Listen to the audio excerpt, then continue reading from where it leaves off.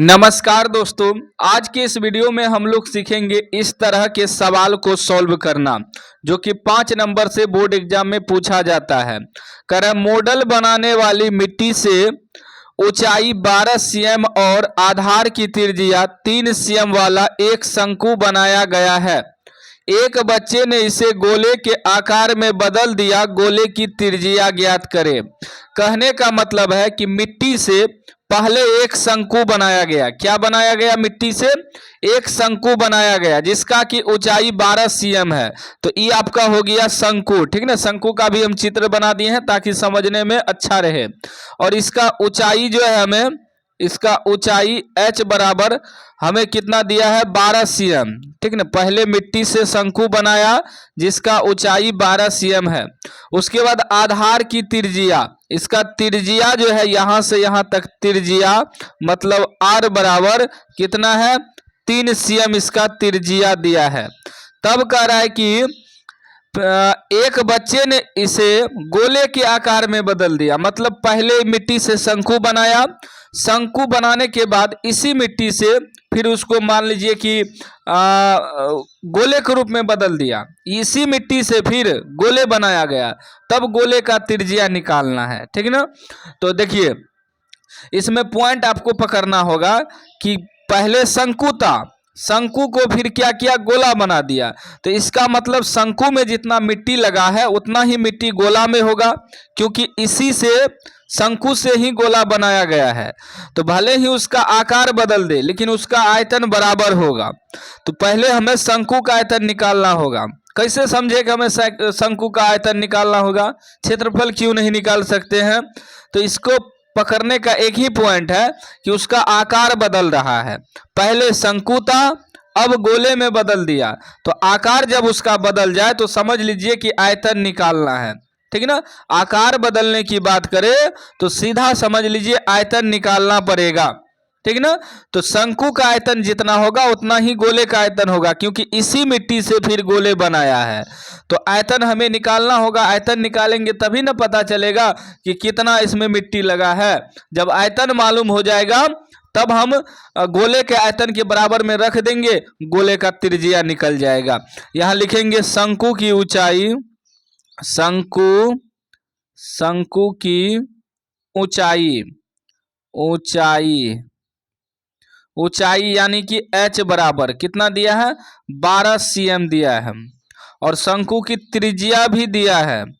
त्रिज्या कितना दिया है? r बराबर 3 सीएम दिया है। तो हम शंकु का आयतन निकालेंगे, क्योंकि सवाल में आकार बदल रहा है, ठीक ना। शंकु से गोले में बदल रहा है तो आयतन निकालना पड़ेगा।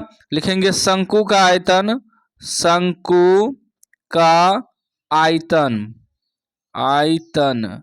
शंकु का आयतन का सूत्र होता है 1/3 पाई r स्क्वायर h, ठीक ना।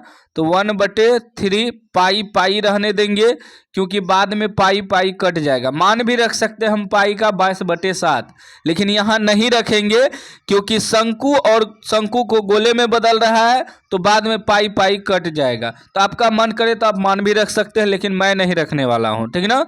गुना r स्क्वायर, r कितना है?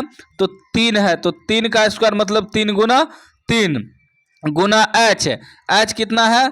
12 है। जो कटेगा काट देंगे, 3 से ही कट जाएगा एगो। तो क्या बचा? अब बचा सीधा पाई 12 36, 3 तो कटिए गया, तो यानी कि 36 पाई बचा। 36 पाई cm³ देंगे। आयतन में क्यूब लगता है, ठीक ना। अब हमारा शंकु का आयतन निकल गया 36 पाई cm³। अब इसी शंकु को गोले में बदल रहा है तो जितना इसका आयतन होगा उतना ही इसका आयतन होगा। तो मतलब दोनों का आयतन बराबर होगा। यहाँ लिखेंगे गोले का आयतन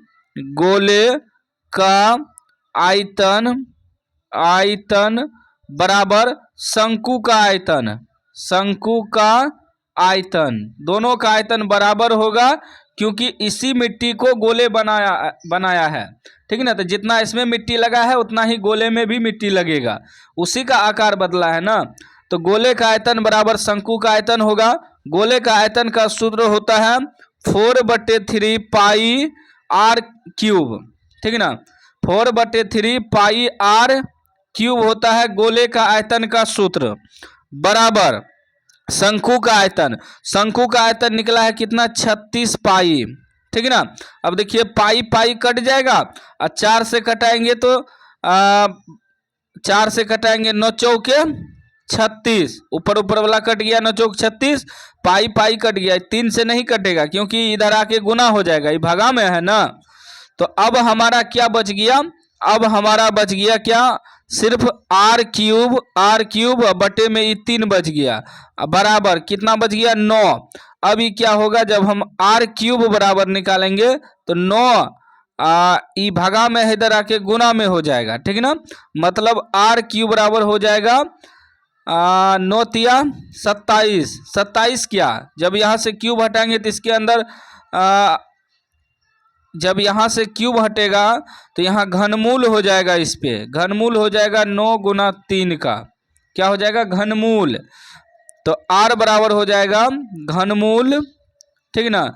9 को लिखेंगे 3 तिया 9 तिया 27, घनमूल का मतलब हुआ 3 गो मिल के बाहर निकलेगा, तो आर बराबर हमारा निकल जाएगा 2 गो 3 गो 3 मिला के 1 गो 3, मतलब आर बराबर 3 cm। तो इसका भी त्रिज्या आर क्या है, आर क्या है, त्रिज्या ही है ना। तो गोले का हमें त्रिज्या निकालना है, मतलब आर निकालना है। तो आर हमारा कितना निकला 3 cm, लिख देंगे गोले की त्रिज्या बराबर 3 cm, ये आपका आंसर हो गया।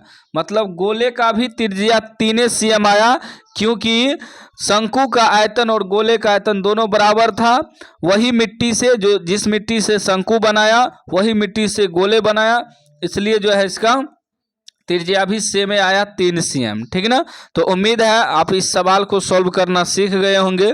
सीख गए हैं तो लाइक कर दीजिए, चैनल को सब्सक्राइब कर दीजिए।